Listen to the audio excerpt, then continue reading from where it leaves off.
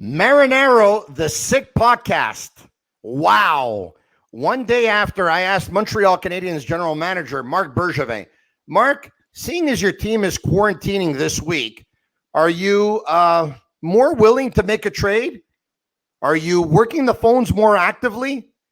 Because the player that you're going to acquire won't miss 2 weeks of action, but will only miss 1 week of action. He goes, no, not really.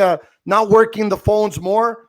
I said, Mark, but if you don't make a trade in the next 2 weeks, does that mean you're probably not going to make one at all going up to the April 12th trade deadline? And he said, well, it's going to be really tough. I doubt it, guys. You know what? I'm up against the cap. I can't make a deal. What happens? The next day on the Friday at 3:27 in the afternoon, boom. The trade call goes in. The Montreal Canadiens acquire center Eric Staal from the Buffalo Sabres in return for a 3rd and 5th round draft pick. And joining me today on the Sick Podcast, RDS hockey analyst Normand Flynn. Salut, Normand. Salut, Tony. It's a pleasure to be with you on this podcast tonight, my friend.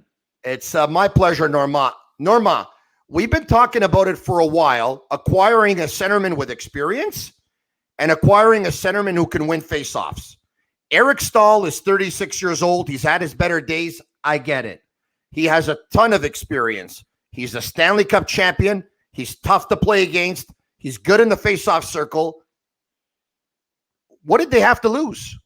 Nothing. 2 draft picks, a 3rd and a 5th, which is not much. And also, he takes half of the salary, so it's $1.6 million. He's good against the cap. He's everything that they were expecting in a pro player that comes in at 35, who's got 10 years in his whole career that he made the playoffs, 6 with the NHL. He's got 52 points in 62 games in the playoffs. He's a captain of a Stanley Cup winning team. Not only a Stanley Cup, the captain of one, which is even greater. He brings a lot of respect in the room. And imagine next practice when they walk in and Carey Price, all these veterans, Price, Weber, Petrie, Gallagher, when they see this guy coming in, that's a lot of help. And it certainly means business. Marc Bergevin has given no option to his coaching staff now.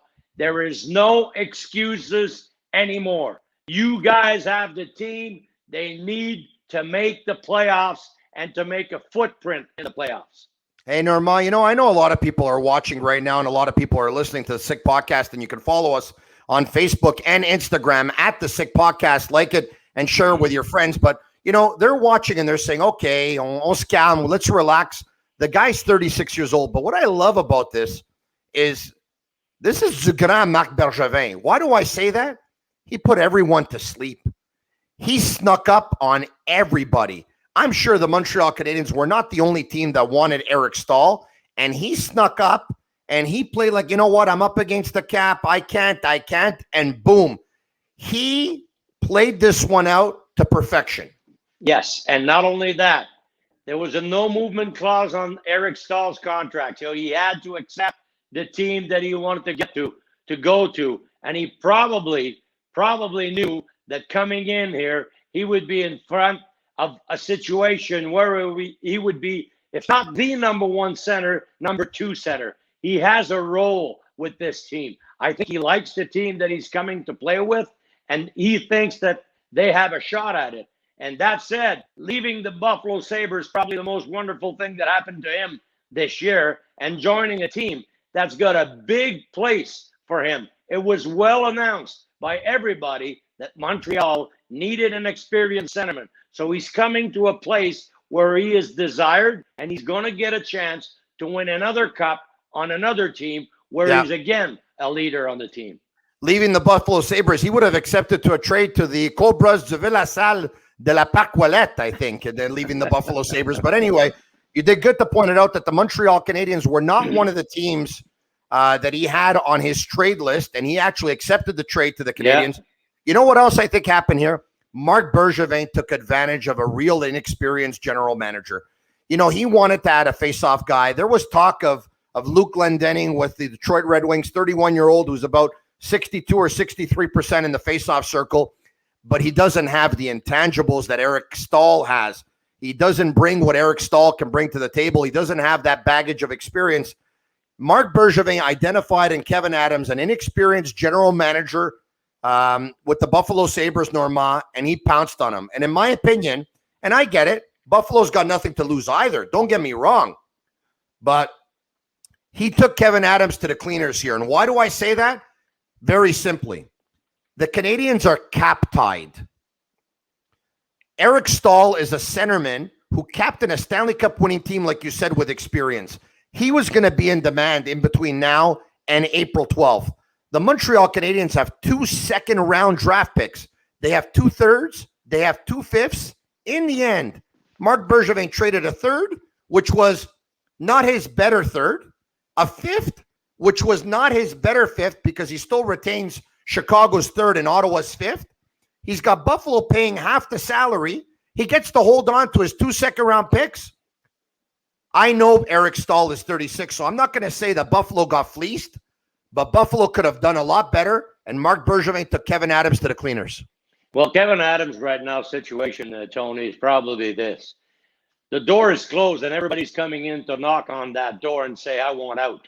I want out. He's probably got his hands full. Right now, he's got all kinds of problems, and he needs to step one by one. That was, for him, it was one way of solving one problem. Eric Staal at the end of the year was going to be UFA anyway. And I don't think he wanted back in to the Sabres organization. They're probably going to rebuild another time in Buffalo. So watch for Adams to do some more stuff like that, because I'm certain a lot of guys want out of the organization right now. So that's said. So to me, I think Eric Staal is one of the least of the problems that the Sabres have right now. Probably next time you'll hear about a big situation in Buffalo might be Jack Eichel really asking for a trade, because it's been rumored that he wanted out of Buffalo. Now with that situation, he might just confirm that he wants out, and that'll be it once he's back from his injury. But that said, Bergevin did a lot of good things this year. Tony, he brought 2 forwards, top 6 forwards on his team during the last trade period with Foley and Anderson. He also did get a defenseman, part of your top 4 in Edmondson. Now he gets an experienced centerman who's going to be at worst your center number 2 if Suzuki ends up to be your number 1 in the second half of the season. To me, this is only music to my ears, and it's also music to the veterans' ears in that locker room. And the acquisition of Toffoli, of course, was an unrestricted free agent signing. He signed them a 4-year deal at $4.25 per year. He also made a deal to acquire Jake Allen, then signed Jake Allen to a contract extension. He also signed Corey Perry at $750,000. But also, now let's get back to what you just said, because now you piqued my curiosity here. When everyone is healthy, give me the lines. Eric Staal in your lineup, Normand Flynn, fits in where? He's fitting at number 2 spot. You have to give him that spot, because you need this guy to play against the big centers on the other side. So Montreal is going to probably get battle against Toronto, Winnipeg, or Edmonton. You're going to take some work off of Philippe Danault's shoulders. You didn't get this guy to put him on the 4th line, replacing Jake Evans. Forget that. He's coming in on the 2 top lines. He's going to have veteran players right next to him. That's what I believe. Wow, I disagree with you. Wow. Well, maybe I'll turn wrong when that all ends up, but I'm pretty sure he got this guy because he wants. Well, listen, the situation is what? You've got 2 inexperienced centermen in Suzuki and Kotkaniemi. You got too much workload on Danault's shoulders. What do you want to do? This guy, Staal is not going to play on your first PK. He's going to play on your power play. He's probably going to play 5-on-5 against the best lines on the other side, against the best centermen. That's where you want him, I believe. Because if you got him to play the 4th line, then I'm completely mystified. That's not good. But you got him to play I think 16 to 18 minutes per game. I think he's absolutely perfect on the 4th line. I'm going to tell you why. Let's not forget that he is 36 years old. Take a look at the way the Montreal Canadiens are managing Corey Perry. He's not playing first line. He's playing 4th line. He's playing 3rd line. He plays a little bit of power play. I think the same thing's going to happen with Eric Staal. Hear me out. Danault will continue to center Tatar and Gallagher. That's not changing. Nick Suzuki will center Jonathan Drouin and Josh Anderson. Jesperi Kotkaniemi will center Tyler Toffoli with Yoel Armia or Corey Perry, but let's just say it's Armia. And then you're going to have a fourth line of Eric Staal and Corey Perry. And on the left, there's either going to be Byron or there's going to be Lehkonen. I don't see it any other way. He's 36 years old. They'll manage his minutes. And come playoff time, if they don't have the last line change and the fourth line is on the ice against the other team's number one line or number two line, Dominic Ducharme is going to be comfortable with it because he has a very experienced Eric Staal. That's the way I see it going down. So we agree on one thing. Jake Evans is out, but I disagree on the position he's going to play. To me, he's good to have at least 16 minutes average ice time per game. He's not going to go for 8 and 9 minutes. I don't believe you'll get the efficiency out of this guy playing in under 10. I'm pretty sure that he's coming in to play some important minutes and aiming at around 16 minutes. If you're going to be better at center because you want him to be there for his experience, if the experience is on the bench, it's not going to help you on the ice. That's why I'm saying he's coming in to play some big minutes, taking off some of Dano's responsibilities, and certainly to help those kids go through the process. I think you'll see Suzuki a little less ice time, and certainly Kotkaniemi a little less ice time. They're going to come in, but come in with more speed and more energy because he's going to take some minutes off of both of them. Well, what he's going to do is he's going to be Dominic Ducharme will put him on the ice when he's going to put two centermen. This way, if one of them gets knocked out of the draw, he'll be able to use the other one to take a key face-off at the end of the game, to take a key face-off at the end of the period. I don't quite see 16 minutes, Norma. I think they're going to go with the younger guys between now and the end of the year. They have the young legs. They could bring it. They're going to preserve this guy, but this guy will be in for some very key situations come playoff time, no doubt about it. And you know what? Listen, Norma, I guess we shouldn't be surprised. This year is the year that even though it's going to be challenging and difficult, out of all years, it provides for the easiest path to make it to 4 teams left in the playoffs because their previous division was much more difficult. This is going to be an easier division. Carey Price is going to turn 34 in August. Shea Weber is going to turn 36 in August. I believe Jeff Petrie is going to turn 34 in December. I mean, the Montreal Canadiens, they need to go all in. Marc Bergevin said at the beginning of the year, we're going all in. He's gone all in. And I'm repeating what I said at the beginning. The pressure is on the coaching staff to make that team win now. There are no more excuses. Don't talk to me about the centermen that have no experience. You got somebody to take care of that. The only guy missing right now is Ben Chiarot. But I think they have enough depth on defense to manage that. And with the coming of Staal, you have less pressure on your D. This guy who can play minutes, and he can play minutes down low to help the puck come out of the zone. So I believe this is the last bullet in his gun. He wants this team to make the playoffs. He wants it his way. This guy is a good 200-foot guy, and I'm pretty sure he's going to be used more than you think. It's the Sick Podcast. I'm Marinero. He's RDS hockey analyst Norma Flynn. The Montreal Canadiens made a deal earlier this afternoon at around 3:27 p.m. when they acquired 36-year-old centerman Eric Staal from the Buffalo Sabres in return for a third-round pick and a fifth-round pick. Norma, you know, one of the things that we haven't talked about yet is Jake Evans. You just said he'll be out of the lineup, and I said it too. There's a possibility that they keep Paul Byron on the taxi squad and they play Jake Evans on the wing. There's a lot of solutions right there, Tony, and I don't care what they use. Now all the tools are in the box. You just need to decide what you want.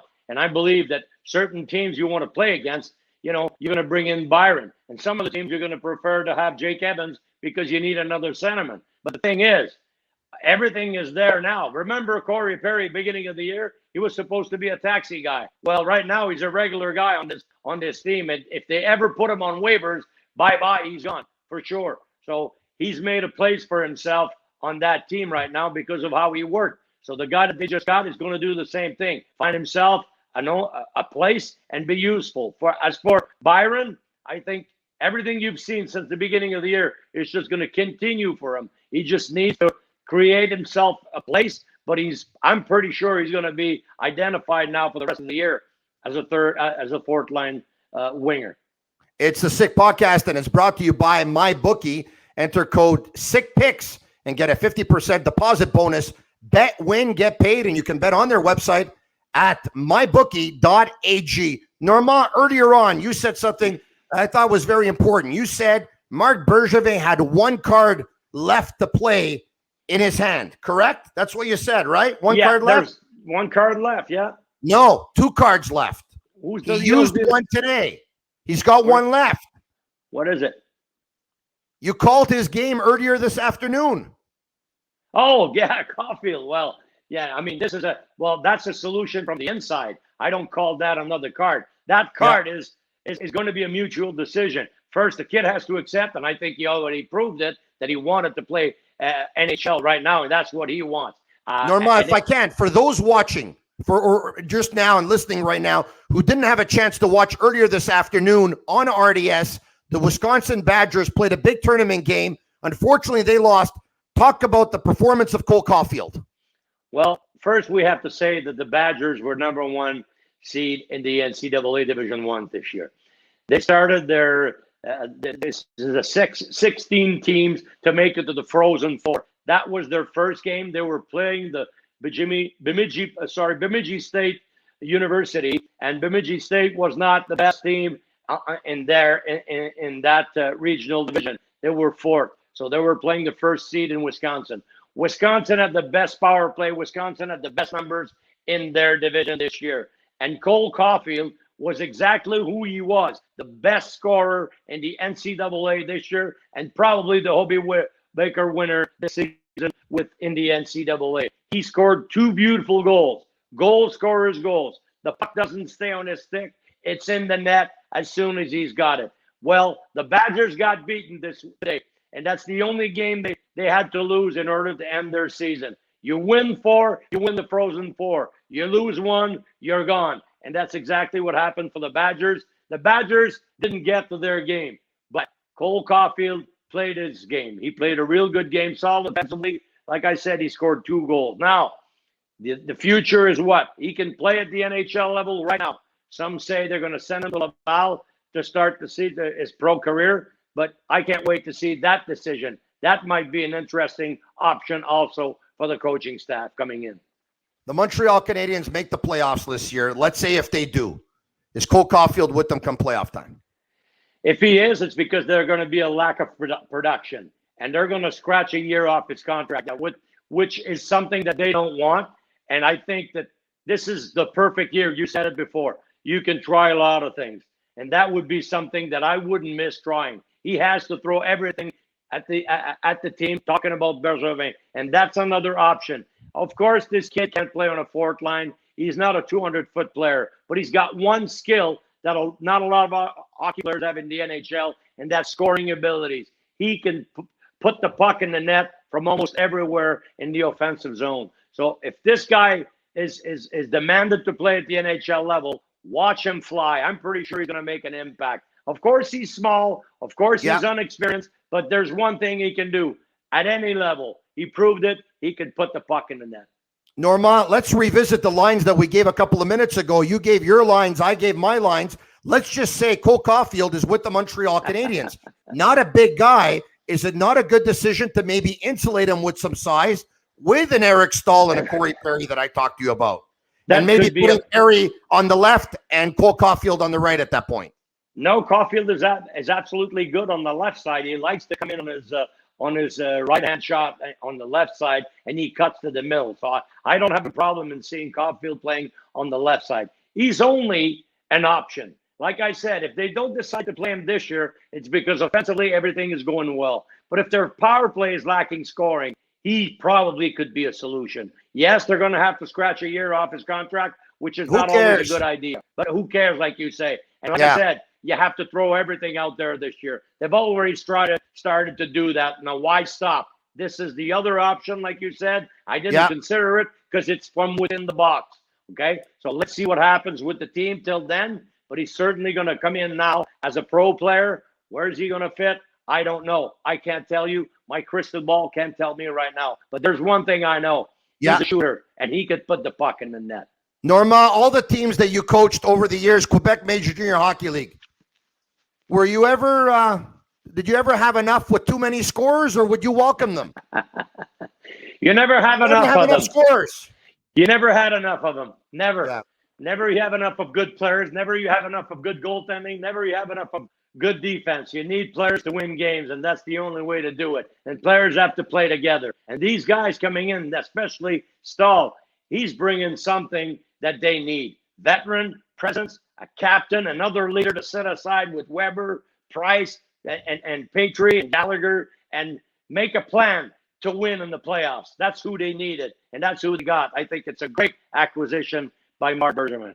Norma, if there's no spread of COVID within the team and we don't hear anything within the next day or two, a player's added on the COVID-19 protocol list. As we know, there are 2 right now. There have been 2 ever since Monday night. But if that continues, at that point, the Montreal Canadiens will return to practice on Monday. They'll play the Ottawa Senators on Tuesday. I want to ask you right now, this team, the way it is now, Norma, do they finish in the top 4 in the North? Do they make the playoffs? And where do you see them finishing? I see them finishing 4th or 3rd or 4th, depending on how Winnipeg is going to do. But one thing is for sure, they are a playoff team. All the other teams that we've saw, was it Calgary or Vancouver or Ottawa, I don't believe either of those 3 are going to punch in as present in the playoffs. So they need to win the games against Ottawa. There's 4 or 5 games against Ottawa and the same against Edmonton. It's going to be tough, but they need to win those games. They don't have any more Vancouver games, but they certainly have Ottawa, and that's the next task, and they need to beat them. And to beat them, not only by a goal, to really beat them and show them that they're not there. And that's exactly what I think and I suspect is going to happen from now on. They need to put the everything, every force up positive right now and not think about what happened in the last 10 games. If Toronto, Winnipeg, Edmonton, and Montreal make the playoffs, which team would cause the Canadiens the most problems and which team would cause them the least problems? The most problems will be Edmonton, and the least problems, I think, Winnipeg. Just because of now they have enough size at center that, to fill in that void they had against Winnipeg. But the speed of Edmonton is always going to be tough to match. The Leafs now, I don't know what they're going to do till the end of the trade deadline, but the Leafs are struggling. They hardly beat the Ottawa Senators the other night. They were trailing from behind 2-1. They've only won 3 games in their last 9. And Matthews is not the Matthews you saw in the first 24 games.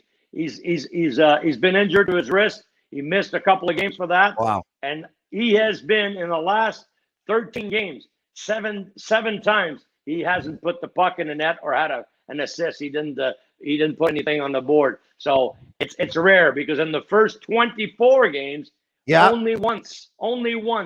Oh, not 24, sorry, 17. The first 17 games, only once he didn't put any points up. Disagree with you. And I'm going to tell you why, Norma Flynn. Because the toughest opposition the Montreal Canadiens would face would be the Toronto Maple Leafs. A lot of pressure on them. This is the year that they have to go far as well. I say the Leafs with their high-flying offense can cause the Montreal Canadiens a lot of problems. The Edmonton Oilers, one-line team. Connor McDavid, Leon Draisaitl, and Jesse Puljujarvi on right wing. Yes, you could tell me that Ryan Nugent-Hopkins is their second-line centerman. One-line team. Not a lot of depth, on defense, not a lot of depth in goal, not very good. The Edmonton Oilers would give the Montreal Canadiens the least problems. Not the most, the least. Tony, then answer this. Why are they battling for first place then if all those things are right? There's one thing about being a playoff team and one thing about being a regular season team. The Oilers this year are a regular season team, and I bet you should the Canadiens play them in the playoffs, you'll see that the Montreal Canadiens are more of a playoff team this year than they will be a regular season team. They're doing as well as they're doing because McDavid and Draisaitl are flying. They won't fly in the playoffs. You'll see. Okay, well, we'll see about that. But I'm not saying the Canadiens can't beat them in a 4 or 7. That's not what I said. But I said certainly they're going to have a hard time beating them because if you can't match their top line, it's going to be tough. Who are you going to play against? That's going to be tough.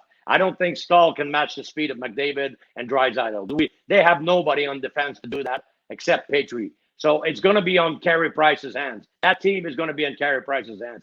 You talk about the Maple Leafs the way you talk. It's because Yeah. you haven't seen them play in the last 10 games, my friend. They are Well- awful. They are well- awful. They have Alex Galchenyuk on their second line, Tony. I know that. That's who they have. Alex I know that. Galchenyuk. He's Yes, playing on the top line with John Tavares. You think they're going well? Yes, They need to make a trade. And Nylander and Marner is playing with Austin Matthews and Zach Hyman. I get it, but here's the deal. Connor McDavid against the Montreal Canadiens this year. You're talking about him. He's done great against the rest of the league. And listen, don't get me wrong. He's the best player in the National Hockey League. I'm not dumb, but he's done what against the Montreal Canadiens? They have really done a great job against him. And I'm going to tell you what, Danault, Gallagher, and Tatar, you match that line versus the McDavid line, and the kids are going to be able to do well in their other matchups they're going to get. You'll see. Remember, I told you this. I can't wait to continue to talk about this and debate this with you. You are RDS hockey analyst Norma Flynn. I'm Tony Marinaro. It's the Sick Podcast brought to you by MyBookie. Like it and share it with your friends on Facebook and Instagram at the Sick Podcast. Salut, Norma. Salut la visite. Salut la visite, mon chum. Bye-bye. Until we do it again next time.